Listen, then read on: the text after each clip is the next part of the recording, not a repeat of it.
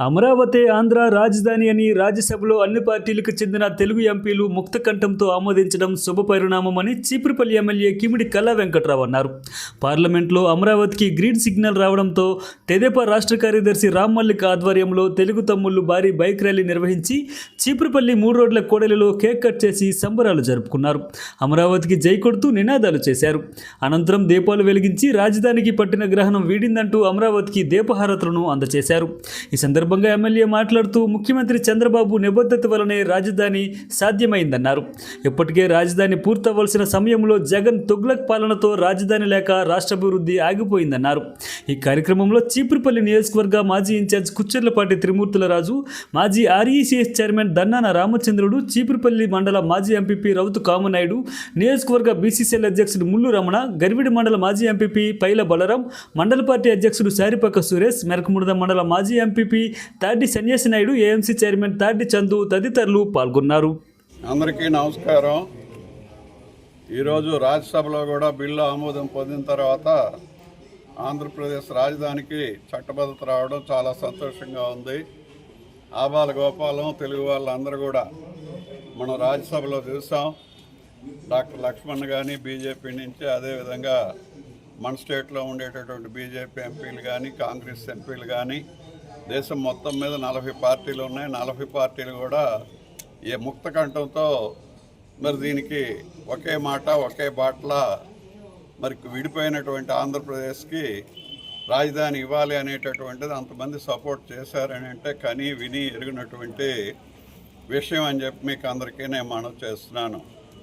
Chandrababu Naidu guarantee పనిచేసే వ్యక్తి, ఆలోచనాపరుడు, అదేవిధంగా మంచి అడ్మినిస్ట్రేటర్. అందువల్ల ఆయన చేపట్టినటువంటి హైదరాబాద్ ఈవేళ ప్రపంచంలోనే నెంబర్ 1 రాజధాని, అదేవిధంగా నెంబర్ 1 సిటీ కింద కనిపిస్తుంది.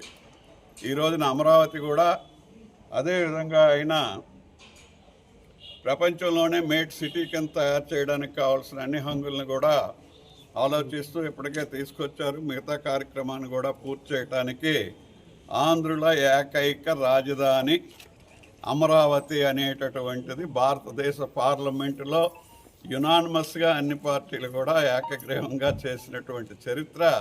నేను 6 సంవత్సరాలు ఉన్నాను కానీ రాజ్యసభలో పార్లమెంట్లో ఎప్పుడు ఇలాంటి పరిస్థితి చూడలేదు. అంతా ఏకకంఠంతో అన్ని పార్టీలు కలిసి చేశాయి అనేటటువంటిది మరి చాలా సంతోషకరమైనటువంటి విషయం. మనం కొత్తగా విడిపోయాం. ఇప్పటికే మనకి రెవెన్యూ లాసెస్ చాలా ఉన్నాయి. మరి ఆ రెవెన్యూ లాసెస్ కలవాలి అని అంటే ఒక మంచి రాజధాని ఉంటే, రాజధాని హైదరాబాద్లో ఇప్పుడు 1,50,000 కోట్లు వస్తుంది సంవత్సరానికి రాబడి. మన రాజధానిలో ఇది పూర్తయిన తర్వాత మనకి 2 లక్షలు 3 లక్షలు ఒక్క ఆ రాజధానిలోనే రావాల్సినటువంటి పరిస్థితిగా అంత చక్కగా అంత దినిగా అంత ఇన్ఫ్రాస్ట్రక్చర్ని తయారు చేసి చంద్రబాబు నాయుడు గారు చేస్తున్నారు. కాబట్టి మన దేశంలోనే నెంబర్ 1 రాజధాని రాబోతుంది. దానికి చట్టబద్ధత వచ్చింది అనేటటువంటిది ఊరు వాడ అన్నీ కలిసి మరి ఈ రోజున ఈ పండగ చేసుకోవడం చాలా సంతోషంగా ఉందని, మనకి సపోర్ట్ చేసినటువంటి అన్ని దేశంలో ఉండే పెద్ద రాజకీయ పార్టీలు, చిన్న రాజకీయ పార్టీలకు, అదేవిధంగా ఇంత మహాయజ్ఞాన్ని 5 సంవత్సరాలు ఆడితో బాధలు పడ్డాం. మరి ఆయన అమరావతిలోనే ఇల్లు కట్టి ఆంధ్రప్రదేశ్ మన ప్రజల్ని మరి మన ఎన్నికైన తర్వాత మోసం చేశాడు.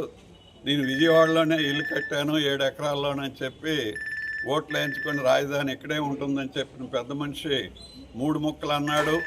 మరి ఏమేమి మాట్లాడాడో తెలియదు. పిచ్చి తుగ్లక్, మహమ్మద్ బిన్ తుగ్లక్ అని ఒకడు ఉండేవాడు, భారతదేశాన్ని పరిపాలించాడు. ఆ పిచ్చి తుగ్లక్ అని ఆయనకి పేరు. మన చరిత్రలో ప్రతి వాళ్ళం 7వ తరగతి సాంఘిక శాస్త్రంలో చదువుకుంటాం. మరి అలాంటి పిచ్చి తుగ్లక్ని ఇప్పుడు వైఎస్ఆర్ కాంగ్రెస్ పార్టీతో జగన్మోహన్ రెడ్డి ఆ విధంగా అవతరించాడు అనేటటువంటిది మనకు స్పష్టంగా కనిపిస్తుంది. అందుకు 150 సీట్లు ఉండే ఆయన 11 సీట్లే తగ్గాడు. 11కు తగ్గినా తల్లి కోటా ఇవ్వడం లేదు. అక్కడ ఆంధ్రప్రదేశ్ ప్రజలు బాగు చేస్తాడట ఆయన. తల్లికి కూడు పెట్టినాడు పిల్లికి పెడతాడండి. తల్లికి కూడు పెట్టినాడు పిల్లికి ఎక్కడైనా పెడతాడా?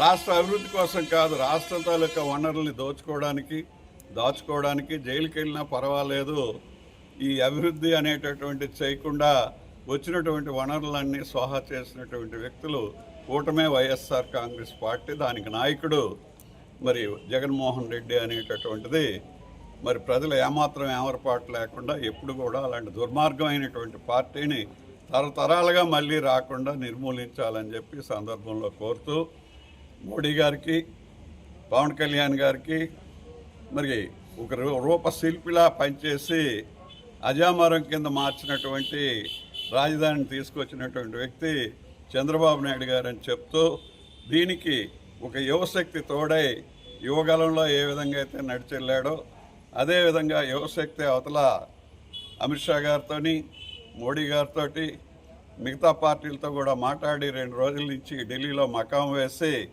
రాజధానికి మరి యునానిమస్గా రావడానికి ఓటింగ్ లేకుండా బిల్లు పాస్ అవ్వడానికి చూసినటువంటి మన యువ నాయకుడు, కాబోయే నాయకుడు, మనకు ఆ పార్టీని నడిపించబోయేటటువంటి ఆశా కిరణం మరి లోకేష్ బాబుకు కూడా ఈ సందర్భంలో మరి కృతజ్ఞతలు తెలియజేస్తూ థ్యాంక్ యూ వెరీ మచ్.